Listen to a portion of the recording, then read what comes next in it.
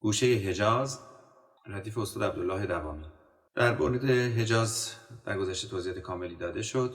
بسنده می‌کنیم به اینکه حجاز یک منطقه اصلی در ابوعطا به شمار میره. بعد از درآمد اگر سعی اخیر رو بین اینها در نظر بگیریم، بعدش حجاز قرار میگیره. حجاز نوت ر اهمیت بسزایی پیدا میکنه. حالا در شور صلح اگر باشیم یا در ابوعطای لاکرون نوت ر اهمیت پیدا میکنه، یعنی 1/5 بالاتر از شاهد شور. دانگ هایی که در این قطعه به کار رفتن سل لاکرون سی بمول دو ر می بمول فا و دانگ ر می کرون فا سل به عنوان دانگ اوج هست، دانگ شوره.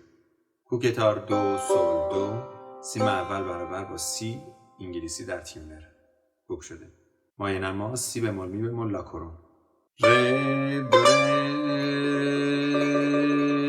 می فی ر دو سی دو سی ر دو سی دو سی لا سل سل ر ر دو ر ف می دو فا می ر دو سی دو ر دو سی دو سی لا سل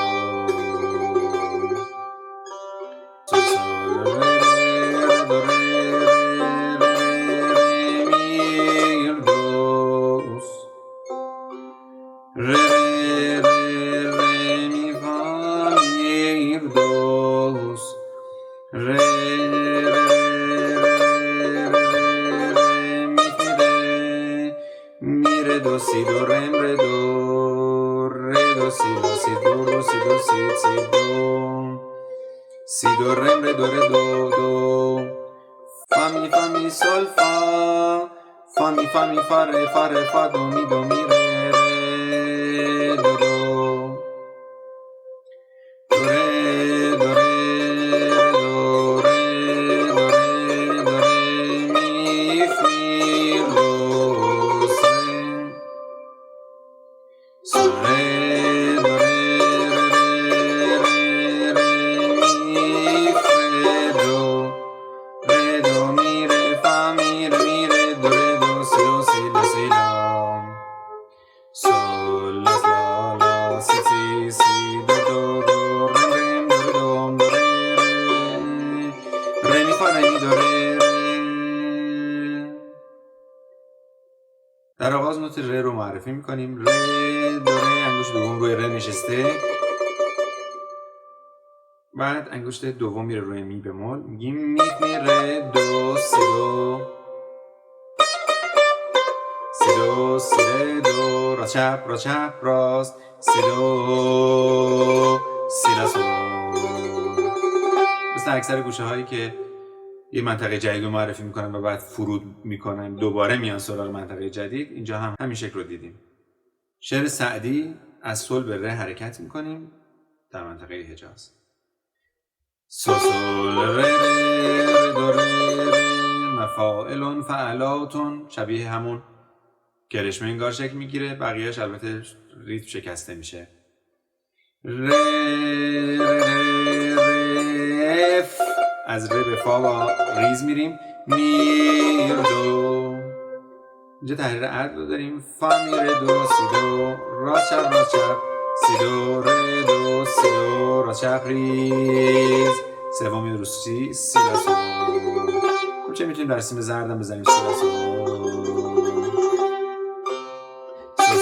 ر دو ر انگشت اول میریم رو ر ر می دو اشاره به سی داریم.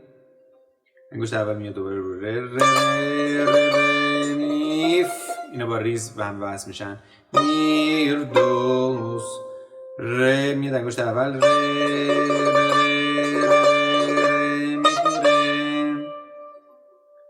میره دو سی دو رم ر دو راست چپ اینا تحریرهای ابوعطا هستن. ر دو سی لا راست چپ سی دو دو سی دو سی دو باز تحریر ابوعطا. سی دو رم ر دو دو سی به دو یک بود. تحریر ابوعطا تموم میشه. حالا انگشت دوم میره رو فا.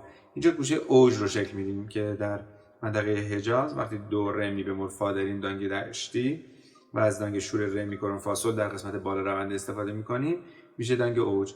و گوشه اوج به وجود میاد انگار. فا می فا می سا فا. میکرون یه لحظه شد. در برگشت میایم از دانگ دشتی استفاده میکنیم. می بمول میشه فا می فا می فا ره فا ره فا دو می دو می ره ره. تحریر نشیب هست که چپ راست چپ راست چپ راست چپ راست چپ راست چپ راست چپ ره ره دو دو دو ره دو ره دو ره دو ره دو ره. یک یک میایم پایین. می میر دو سه. سول سی بزرد میگیم سول ره دو ره ره ره ره می. اینجا یک اومد روی ره. می فره دو. حالا تحریر بالا به پایین رو داریم. ره دو می ره فا می ره می ره دو ره دو سی دو سی. نه رو چپ راست رو چپ راست رو چپ راست رو چپ راست لا سی لا. تحریر حجاز که معمولا در گوشه حجاز این تحریر استفاده میشه زیاد. نوعی تحریر فراز هست. سول لا لا لا سی سی سی دو دو دو ره ره دو دو ره ره ره فا ره دو ره ره راست چپ راست چپ راست چپ ریز ریز. نه باز عدل هست. تحریر عدله.